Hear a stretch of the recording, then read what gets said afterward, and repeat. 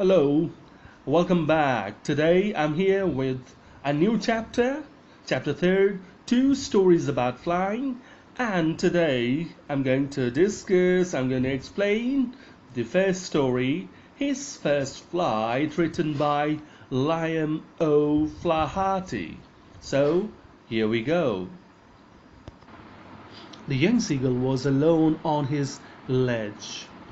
His two brothers and his sister had already flown away the day before. The seagull alone, was left alone on the ledge. Ledge here means a flat, a flat part of a hilltop. Flat part of hilltop, just like a table, flat, which is projecting, or say which is projected. Projected means coming out of the say the mountain. That is if you look at the surface below, there is nothing, hollow. That is a hollow space.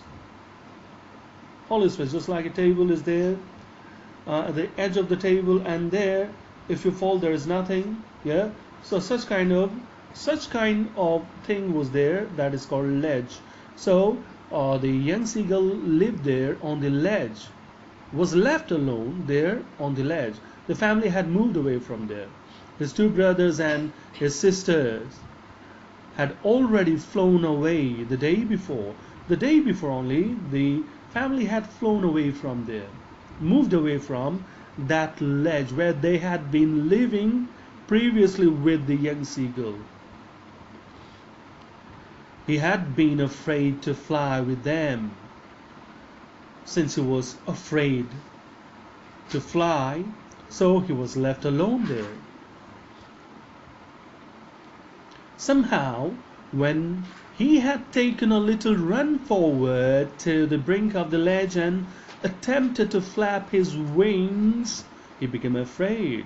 Finally, he decided to jump, and then he ran towards the edge of the ledge, flapping his wings, but then he stopped. He stopped flapping the wings, and he stopped there and did not take a jump, because again he became afraid. He became conscious of the land, conscious of the area beneath. That is, there was nothing. It was hollow. Yeah, it was just something like a gorge. Yes, nothing down there, and underneath there was sea. So became conscious of the hollow space and conscious of falling from there. That is, falling from there. Yes, the great expanse of sea stretched down beneath, and it was such a long way down, miles down. He became conscious of the sea beneath.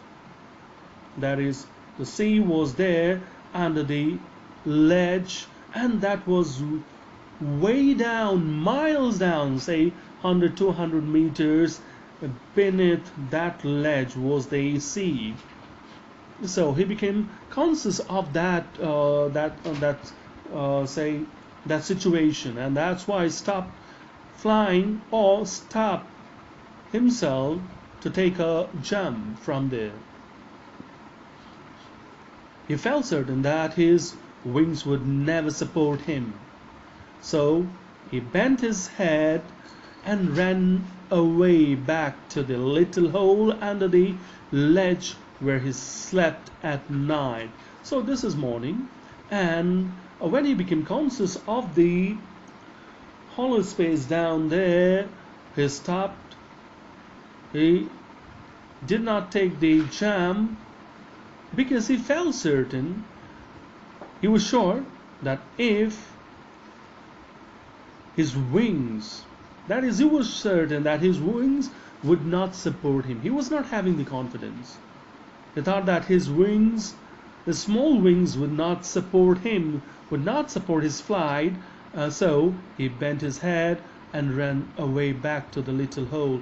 And so, if the wings did not support, so he would land on the water and he would die. And this thought stopped him from flying, and then he bent his head low and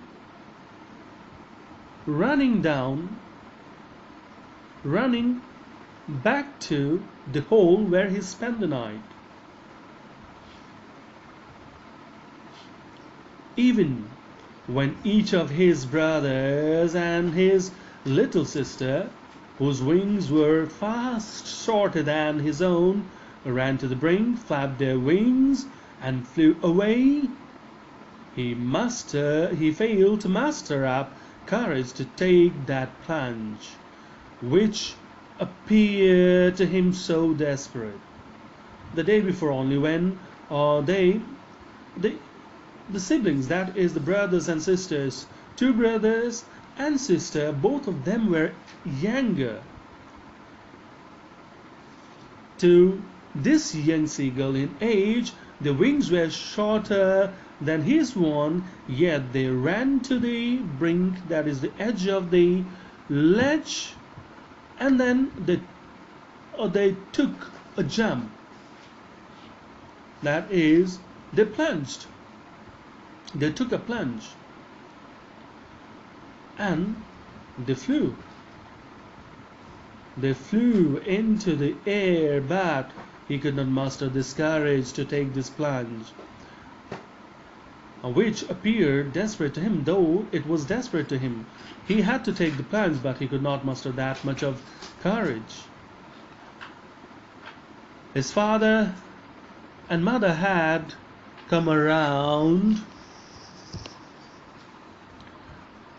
calling to him shrilly, upbraiding him, threatening to let him starve on his ledge unless he flew away. But for the life of him, he could not move. When all other moved away, all other flew, and he did not. Our mother and father both came close to him. They shouted shrilly, harshly. They shouted. They scolded him. They threatened him to leave him alone on the ledge, but nothing worked, and he could not muster the courage. He could not gather the courage to take the plunge because he was afraid for his life, because he was afraid that he would jump and he would die. That was 24 hours ago. Since then, nobody had come near him. So all the things, all the events took place 24 hours ago. That is, the family leaving him occurred 24 hours ago. All that happened 24 hours ago, a day before. The day before, all day long, he had watched his parents flying about with his brothers and sisters, perfecting them in the art of flight, teaching them how to skim the waves and how to dive for fish. So a day before, what happened the day before? The activities that marked the previous day was all of them. The birds, his brothers and sisters together, his brothers and sister, only one sister, together with the parents, flew off the ledge, and the entire day, the whole day, they enjoyed flying. Parents perfecting their skills, teaching them, telling them how to fly, how to skim, that is, fly just above water, sea water, so that is called skim, and also how to dive for the fish, because all these things were very important, because there was no other source of food. The only source of food was the sea food, that is fish, because there was only a vast expanse of water and nothing else. So that was the chief source of food for them, and they must and they must master this art to survive there. And so parents taught them how to skim, how to dive for fish. He had, in fact, seen his older brother catch his first herring and devour it standing on a rock, while his parents circled around, raising a proud cackle. So, in fact, the same day, the very first day, they were taught how to catch fish, how to dive, how to skim, and the elder of the two brothers who flew away, who took their first flight with the parents, the elder of the two brothers, the older of the two brothers, actually got his first catch of herring. He took his first catch, that is, he got his first fish. He dived and caught his first fish, that was herring, and then he stood on a rock and devoured it. That is, he swallowed it, or say he had it, he took it, he ate it. While he was eating, while he was enjoying the food, his first catch, the parents were raising proud cackle, the parents were cheering him, the parents were giving him compliments because that was his first catch, and that suggested that he was capable of surviving on his own, that he could now find his own food. So that was a great achievement for a young bird, and that's why he was appreciated by the parents by raising a cackle that is cheering, shouting for him. And all the morning, the whole family had walked about on the big plateau midway down the opposite cliff, taunting him with his cowardice.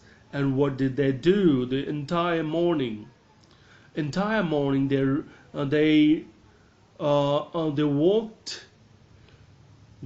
down from the midway of the plateau of the cliff, and they took a plunge every time. That is, since it was the first, the first flight, so they enjoyed it, and they took a lot of flight from the cliff. So that was also a way to taunt, you can say taunt the brother, or taunt the young seagull who was left there alone on the other ledge. The family had shifted onto the other ledge, the ledge on the opposite side of it. The sun was now ascending the sky, blazing on his ledge that faced the south. So it was morning, and the sun was ascending, means sun was rising. It was rising up in the sky and moving towards the westward direction. That is, slowly it was ascending, rising, going up and up in the sky, say in the sky or whatever you call it, blazing on his ledge, or that faced the south, and it was blazing. That was, the sun was blasting down the ledge, and it was too hot there. The ledge faced south. That is, the face of the ledge was southward direction. He felt the heat because he had not eaten since the previous nightfall. So what is important here? That is, the next day also they kept on teasing him, and what is said here, that since the last night he had not taken anything. That is, the previous day the family had left him, deserted him, and since that time only, since last evening, last night only, he hadn't taken anything, he hadn't eaten anything. So due to hunger, he was weak, he felt weak, and the weakness made, or the weakness caused him feel the heat even in a greater way. He stepped slowly out to the brink of the ledge. Now the seagull slowly moved onto the edge, onto the border of the ledge, and standing on one leg with the other leg hidden under his wing, he closed one eye. So what he did next, so since the family was on the other ledge and he had no option, he was very hungry as well. So what he did, he walked up to the edge, that is the border of, on the brink of the ledge. Then the next thing he did was he stood on one leg. The other leg was hidden under the wings, and then he closed his eyes. Then the other closed his eyes, and then the other, and pretended to be falling asleep, and then closed both eyes and pretended, showed them that he was falling asleep. So falling asleep here means he was at the risk of falling down from the cliff and landing on the water. That means a short death for him. Still, they took no notice of him. He saw his two brothers and his sister lying on the plateau, dozing with their heads sunk into their necks. Okay, so he tried to catch their attention. He tried to grab their notice, but nothing happened. Nothing happened. They took no notice of him. He saw his two brothers and sister lying on the plateau, dozing with their heads sunk into their necks. Then he noticed that his two brothers and sister, they were contentedly, happily dozing there with their heads sunk into their neck. They were dozing. They too were sleeping, taking rest. His father was preening the feathers on his white back. His father, it all shows the activities they were performing there on the other side of the ledge, or say the opposite side of the ledge. So father was preening the white feather on his back. That is, he was tidying. Tidying means cleaning or making them in a proper shape, giving them the proper shape. Say the feathers were given proper shape. The way we comb our hair, the same way they preen their feathers, keep them tidy. Now, only his mother was looking at him. She was standing on a little high hump on the plateau, her white breast thrust forward. Okay, so the only thing that he found that was positive for him was his mother was following him. His mother was looking at him standing on a hump on the ledge, that is standing on the raised part of the ledge. So from there she could see him clearly. She could keep an eye on him. White breast thrust forward, suggesting that she was intently looking at him. Now and again she tore at a piece of fish that lay at her feet, and then scraped each side of her beak on the rock. So what she did next, to lure him, to tempt him, to make him fly, to make him say interested in it, she tore a piece of fish that lay at her feet, and then scratched each side of her beak on the rock. That is, then she sharpened her beak, suggesting that she was now ready to bite. She was ready to take a bite. She was ready to take that food. So she was creating some kind of interest in him, so that he also felt like eating, taking it, and consequently he flew from there. He left that ledge. But the sight of the food maddened him, and indeed that raised his interest on food, and the sight of the food maddened him, that made him crazy since he was hungry. So it made him it caused him go crazy for the food.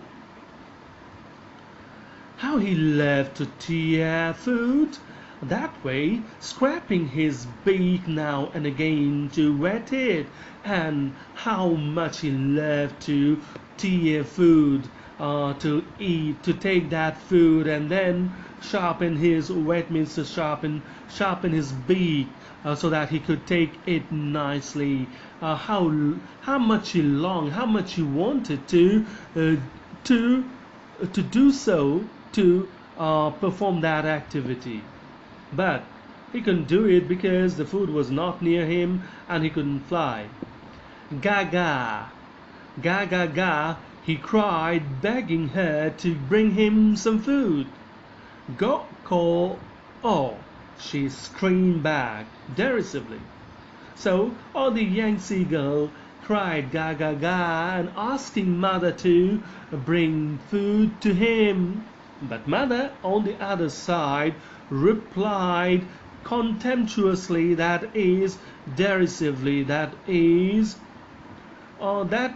mockingly at him, that is laughing at him, say, because he was not ready to fly. So mockingly she said, go or call, that is, come if you can here, come if you can fly, and you're welcome here, and you'll be served food, but I cannot come there. That was the message from mother to the young seagull. But he kept calling plaintively, and after a minute or so he uttered a joyful scream. So the young seagull just kept on calling mother plaintively, sorrowfully, that is piteously. He was calling mother. And after a minute or so, he would express his joyful scream. That was pretending, or that was thinking that mother would come flying near him and provide him the food. His mother had picked up a piece of the fish and was flying across to him with it. He leaned out. Now he screamed. He gave a joyous scream, joyful scream. That was suggesting that yes, mother was now ready, and she indeed flew across. She left her ledge, and she now flew across. That she left it and came to the other ledge. He leaned out.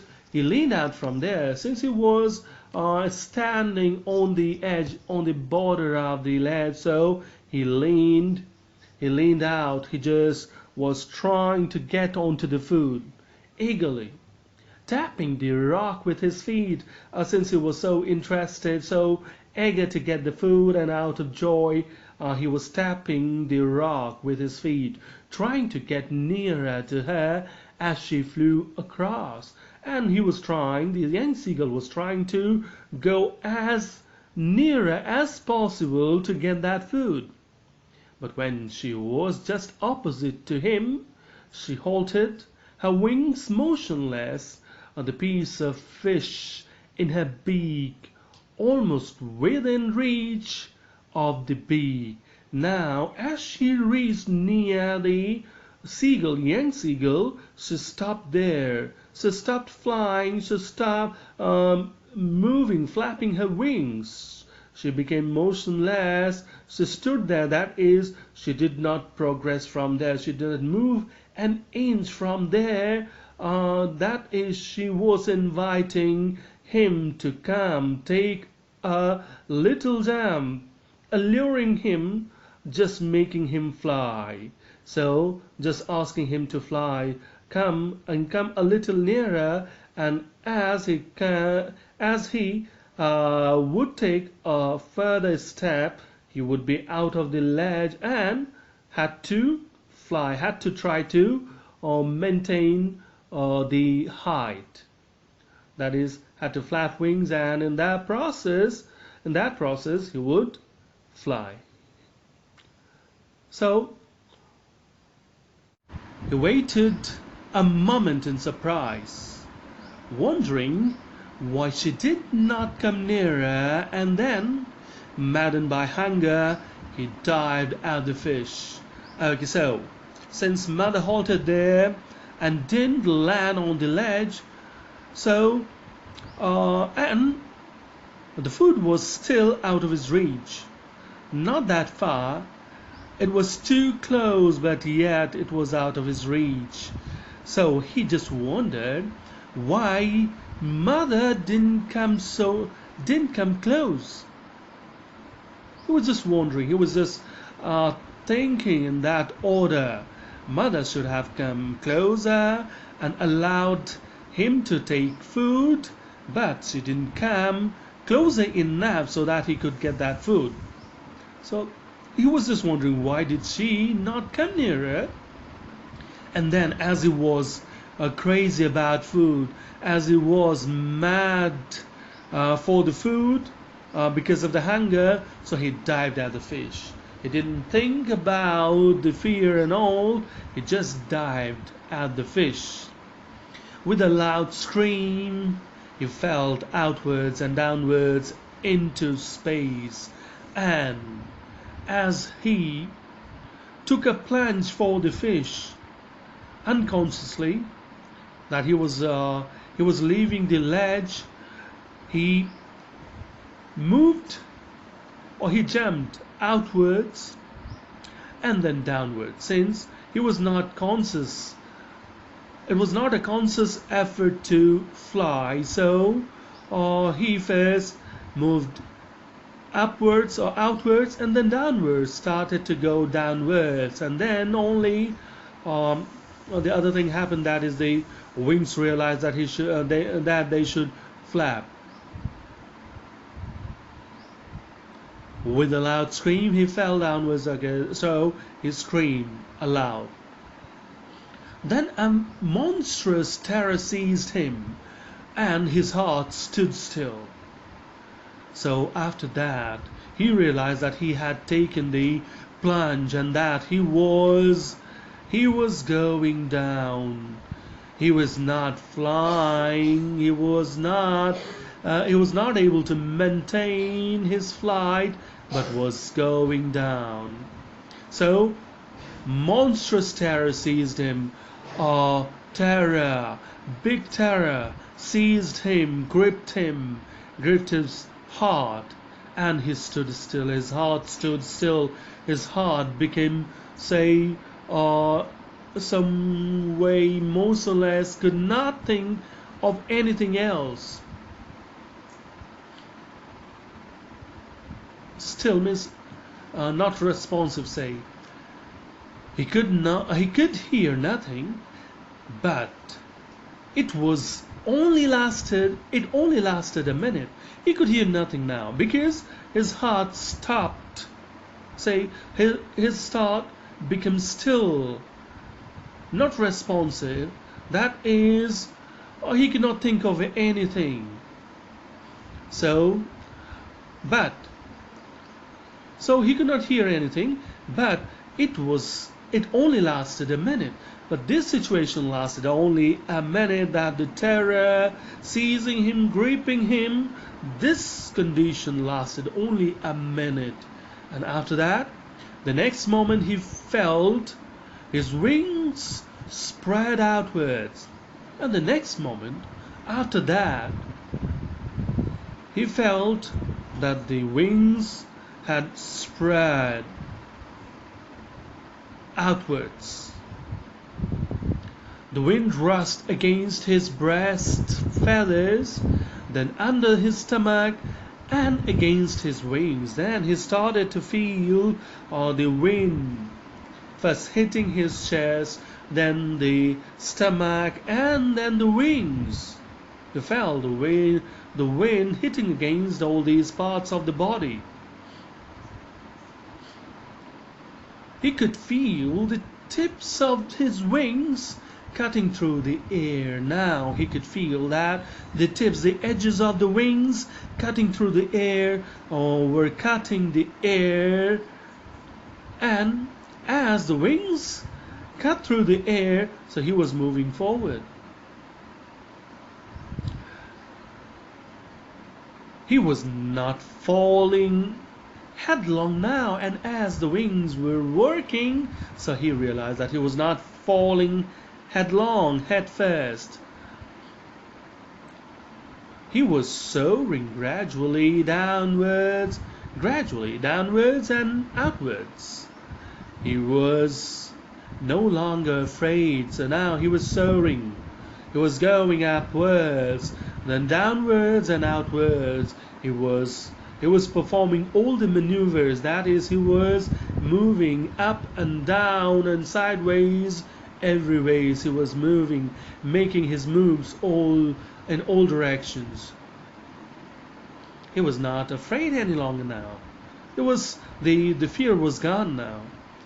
He just felt a bit dizzy. The only feeling he had was that he was feeling a bit dizzy, a bit kind of feeling that the head spun, and he felt a little uncomfortable, because that was the first flight, first jump for him, so it was natural that he felt a little uneasy.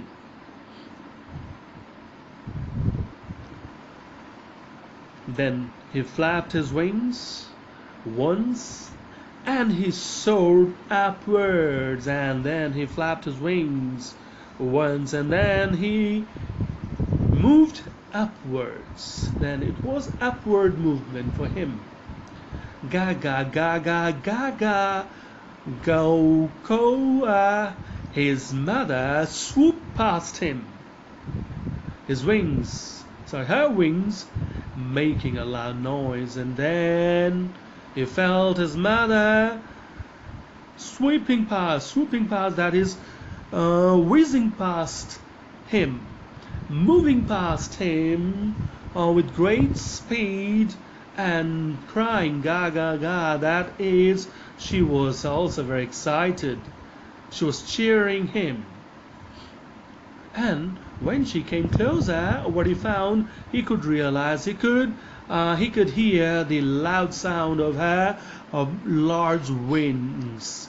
Wings were large, so they made a lot of noise. He answered her with another scream, and he answered as mother cheered him. He too replied, and he replied back instantly with a scream, with a shout.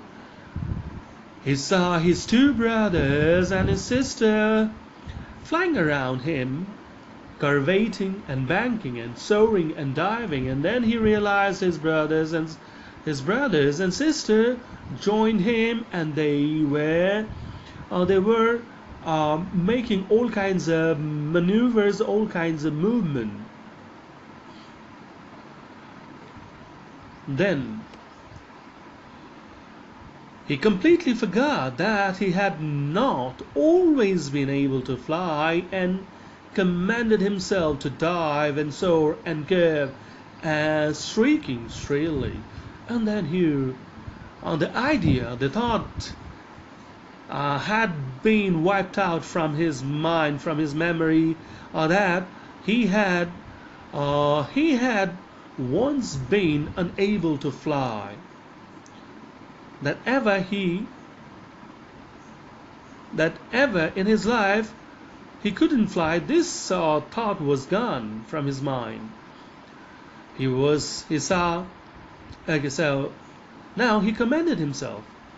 He complimented himself. He praised himself with shouts, with shrieking shrilly, that is, shouting loudly, and then diving, soaring, curving, and curving, that is, performing all kinds of maneuvers, performing all kinds of moves, upwards, downwards, sidewards, all kind of movement was being performed by him, and that was also accompanied by shouts or screaming.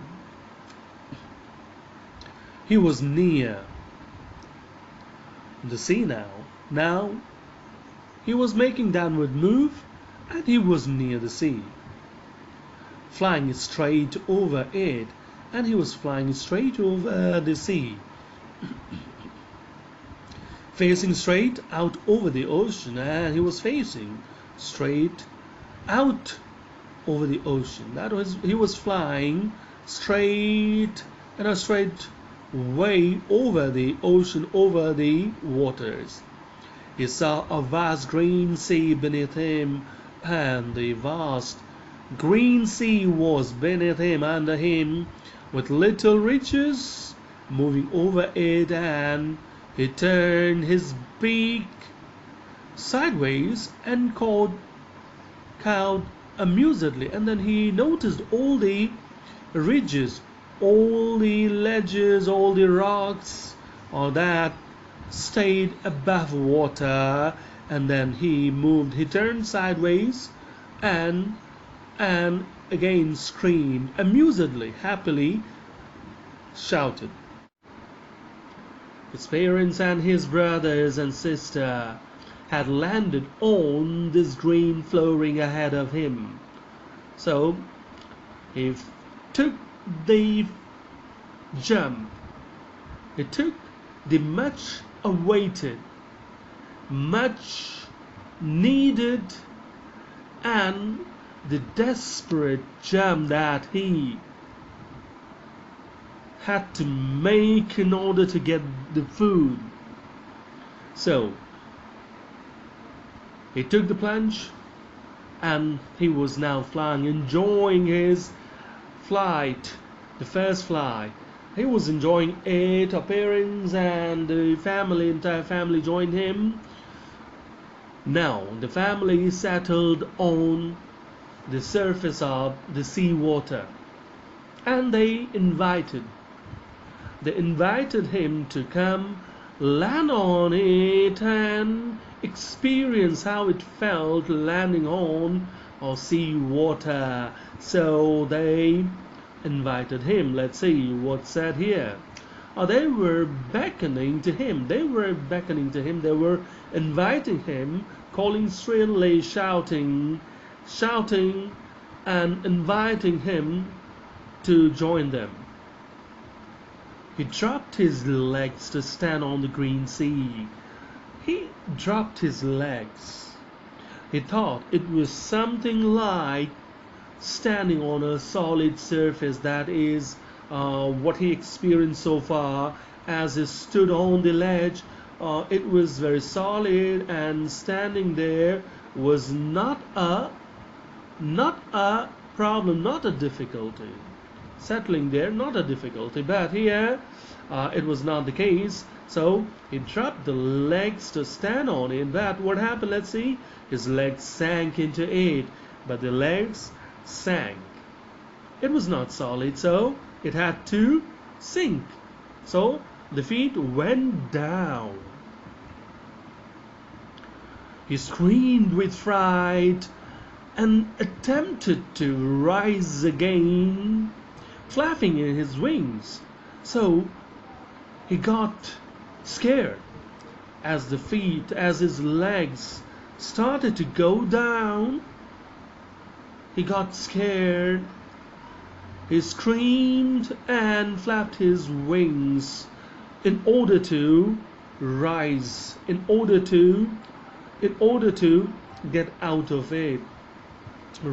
that is, in order to lift himself from the water and come above it. But he was tired and weak with hunger, and he could not rise. Now he tried his best to rise above water, that is, rise so high above water that there was no danger to his life, but he was tired. It was his first flight, and flapping the wings for so long, he was tired first, then he was weak due to hunger. He was weak, and so he could not rise. He tried his wings, got exhausted, exhausted, tired, and there was pain, you can say, and then so he could not rise. Exhausted.